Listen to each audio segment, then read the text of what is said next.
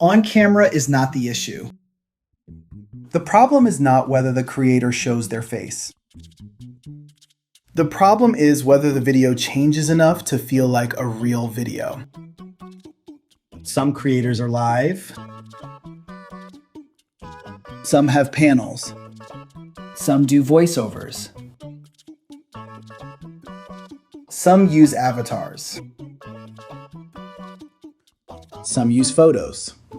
Some use screenshots. That is not automatically the problem. The problem starts when the video feels like one picture sitting there the whole time. A conversation placed over a frozen image. Screenshots shown with no real breakdown. Clips used to carry the video.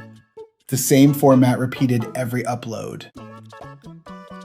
The screen not changing when the topic changes. That is where content creators need to look. Because the issue is not just what was said. The issue is what the video actually showed. Inauthentic content is when your video looks and sounds too much like the original source.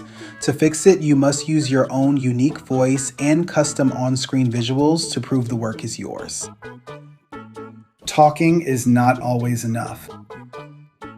The screen has to do some work too.